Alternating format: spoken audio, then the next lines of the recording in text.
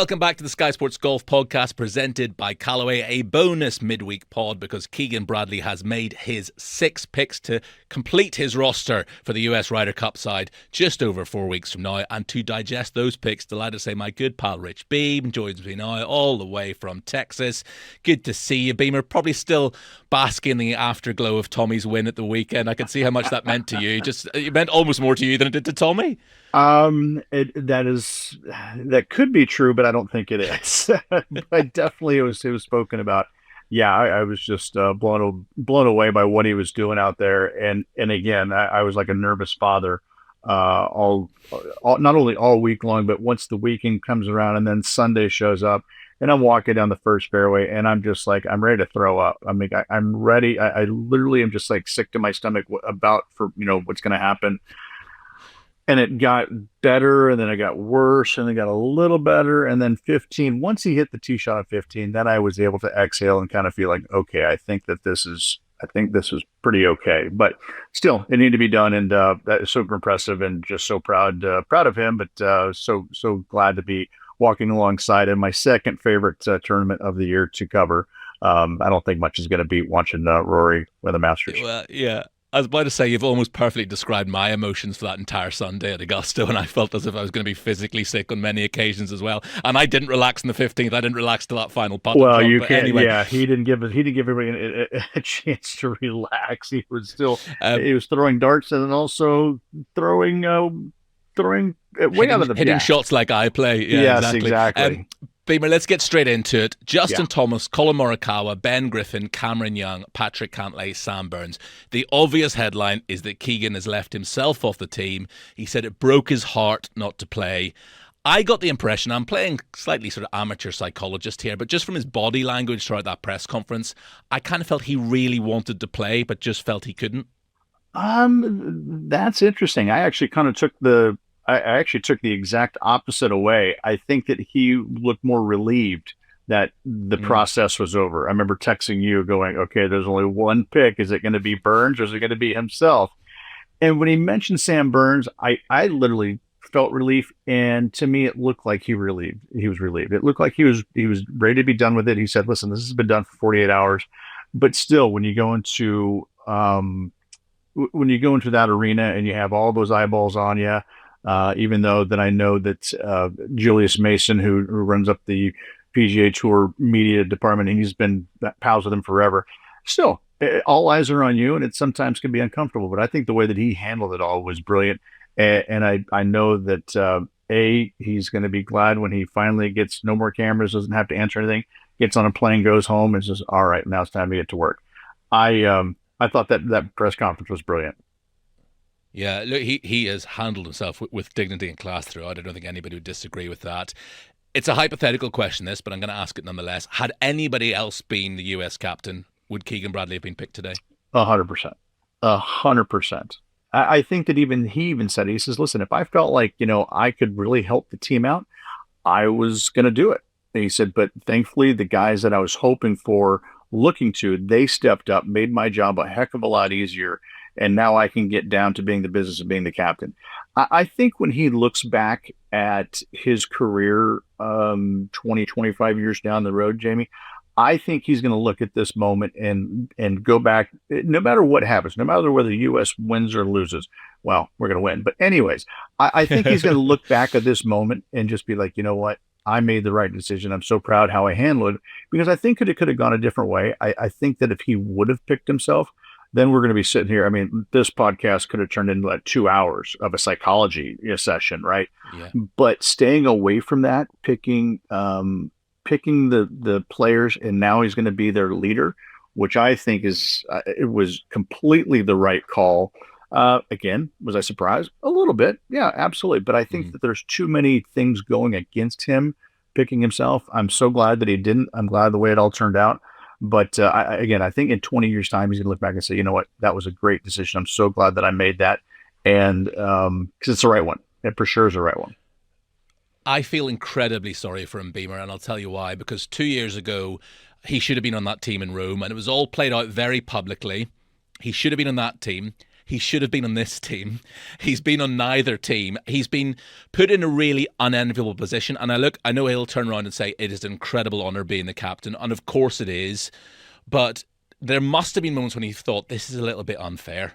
I'm going to miss out on 2 teams in a row, and arguably I should have been on both. Oh, that's interesting. I see. I wouldn't have thought about that. I mean, if you can't be a player, what's the next best thing? Being the captain, not just the vice captain, being a captain. And again, you're right. But here's the one thing though that I think he can be positive about, and I believe he alluded to this in the press conference, was that listen, I've had one of the greatest years on tour. Yeah. I mean, he won once. He played so well when all eyeballs are on him, and the number of questions being asked.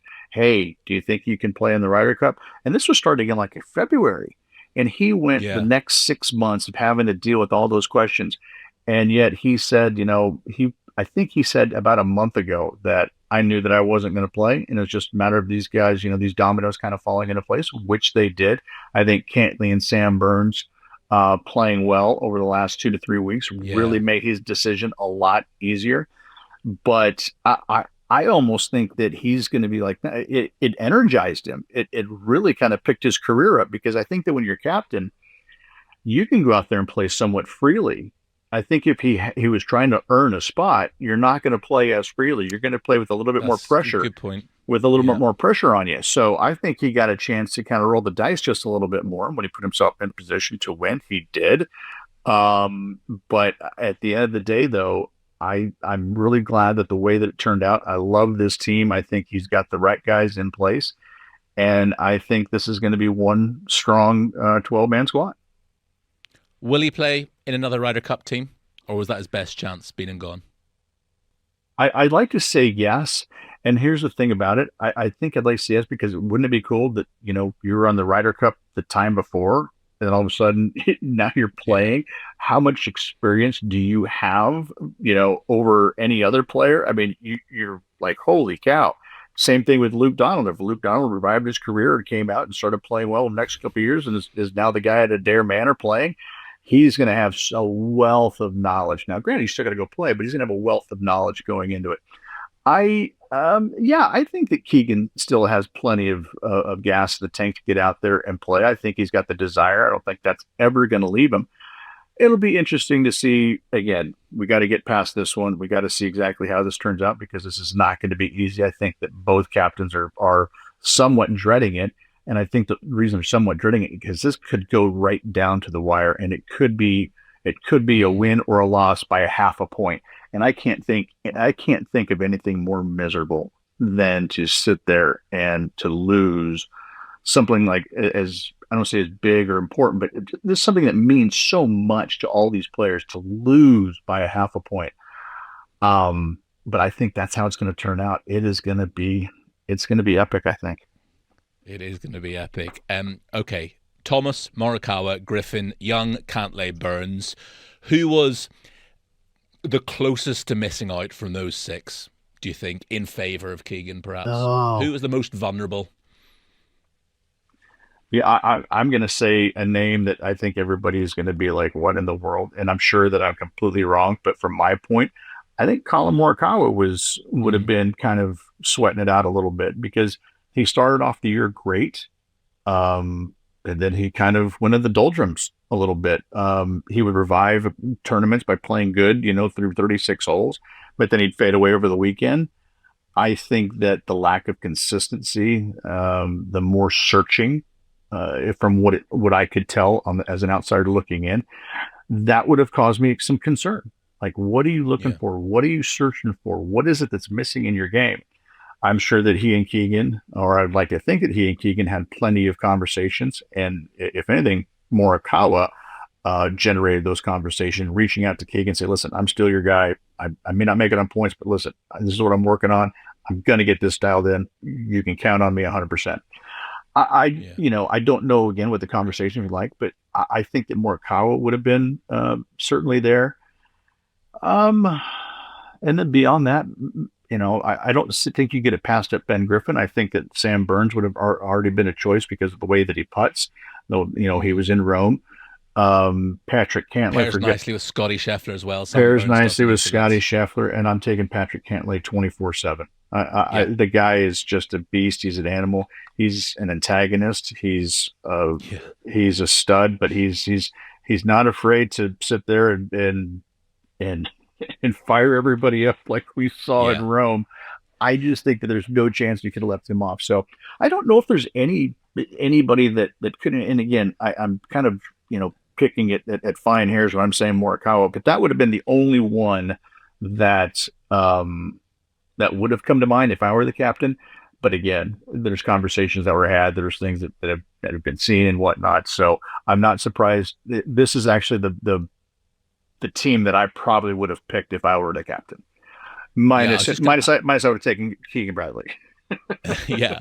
I was just going to add in Patrick Cantlay as well, and Justin Thomas to an extent for very different reasons. But you have to factor in how much they're going to get under the skin of the opposition as well. Oh. And JT is pumping his chest. He's getting the crowd going. That will irk the Europeans. Patrick Cantlay playing glacially slow at times. You know that will wind up some of the European players as well. That has to be factored in. Hat or no hat? I think that's going to be the biggest debate.